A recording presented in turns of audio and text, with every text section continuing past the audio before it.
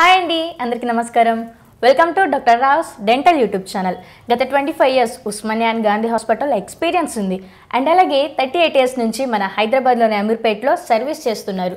మరి యొక్క దంత వైద్యం గురించి ప్రతి ఒక్కరికి అవగాహన కల్పించాలని ప్రజాసేవలోని భాగంగానే డాక్టర్ ఓ నాగేశ్వరరావు గారు ఈ ఛానల్ స్టార్ట్ చేయడం జరిగింది. మరి ఇంకెందుకు లేటు, మా ఛానల్ని సబ్స్క్రైబ్ చేసుకోండి, మీకున్న డౌట్స్ అన్ని క్లారిఫై చేసుకోండి. నమస్కారం డాక్టర్ గారు. నమస్తే అండి. సో డాక్టర్ గారు, మరి పళ్ళు లేకుంటే కింది దవడ ముందుకు వస్తుందా? మా వ్యూవర్స్ అందరికీ తెలియజేసేయండి. చాలామంది ఈ పళ్ళు లేని వాళ్ళు అంటే పళ్ళు చాలామందికి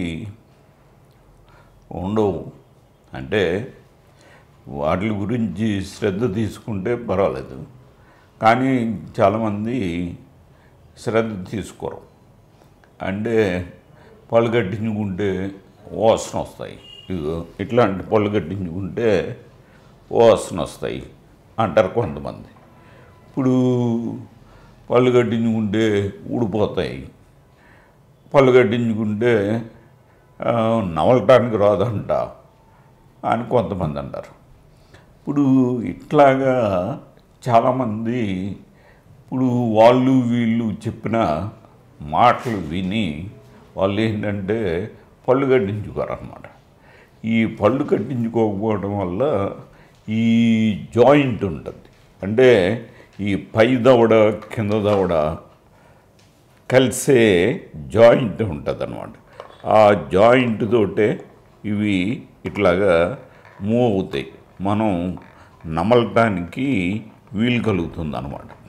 కాబట్టి ఈ జాయింట్ పళ్ళు లేకుండా ఉంటే ఈ జాయింట్ ఏమైపోతుందంటే అరిగిపోతుంది. ఇక్కడ జాయింట్ ఉంటుంది, ఈ జాయింట్ అరిగిపోతుంది. అరిగిపోయి అదేంటంటే ముందుకు వచ్చేస్తుంది. ఈ ముందుకు రావడం అంటే స్లిప్ అయిపోతుంది అన్నమాట.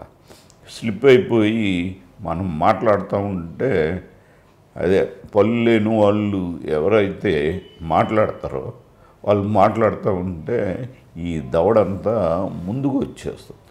ముందుకు వచ్చేసి పెదవి కూడా ముందుకు రావటం, ఈ పై పెదవి ఇక్కడే ఉంటుంది, కింద పెదవి ఏమో ముందుకు వచ్చేస్తూ ఉంటుంది.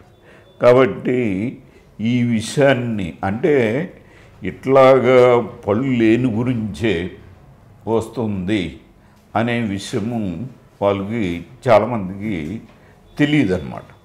కాబట్టి ఈ విషయాన్ని గమనించి మన దవడ ముందుకు ఎందుకు వస్తుంది అనేది మీరు తెలుసుకుని వెంటనే పళ్ళు కట్టించుకున్నట్లయితే ఈ దవడలు పళ్ళు ఇవి ఈ పై దవడ పళ్ళు ఉన్నాయి కదా, ఈ పై దవడ పళ్ళు కింద దవడ పళ్ళుని ఇది ముందుకు రాకుండా అడ్డు పెడుతుంది.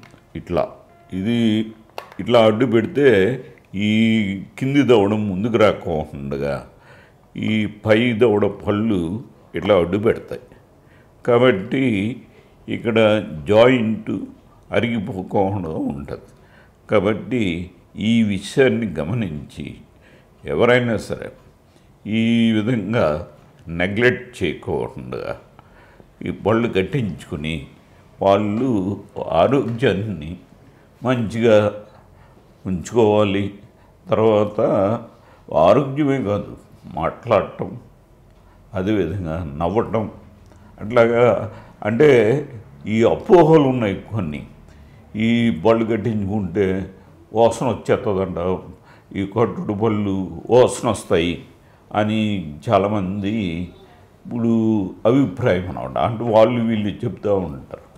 తర్వాత అంటే ఎందుకు వాసన వస్తాయి, ఇప్పుడు ఎప్పటికప్పుడు క్లీన్ చేసుకుంటూ ఉంటే ఏమో వాసన రాదు, కానీ క్లీన్ చేసుకోకపోతే ఏదైనా వస్తుంది. మన ఒరిజినల్ పళ్ళు కూడా మనం క్లీన్ చేసుకోకపోతే వాసన వస్తుంది. ఇప్పుడు ఒక్కరోజు మొహం కొడుక్కోకుండా అంటే బ్రష్ చేసుకోకుండా, లేకపోతే ఒక్కరోజు 7 గంటలకి బ్రష్ చేసుకున్నది 10 గంటలకి బ్రష్ చేసుకున్నారు అనుకోండి, అప్పుడు నోరు ఆటోమేటిక్గా వాసన వస్తుంది.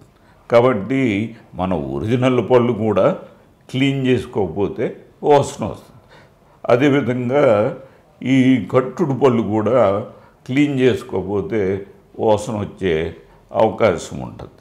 కాబట్టి ఈ విషయాన్ని గమనించి అపోహలకి లోను కాకోకుండా ఈ కట్టుడు పళ్ళు వాసన వస్తాయి అనే విషయాన్ని మర్చిపోయి ఇప్పుడు డాక్టర్లుగా మేము చెప్తున్నది విని మీరు అది ఆచరించినట్లయితే ఆటోమేటిక్గా మీ ఆరోగ్యం బాగుంటుంది, మాటలు బాగుంటాయి, అట్లాగే నవ్వు కూడా బాగుంటుంది. ఓకే ఫ్రెండ్స్, చూశారు కదా, డాక్టర్ గారు చెప్పిన సలహాలను ఫాలో అవ్వండి, మీ దంతాలను ఆరోగ్యంగా ఉంచుకోండి. మరి మా వీడియో మీకు నచ్చినట్లయితే లైక్ చేయండి, షేర్ చేయండి, కామెంట్ చేయండి. And guys, don't forget to subscribe our channel, doctor Rao's dental YouTube channel. Keep smiling. Bye guys.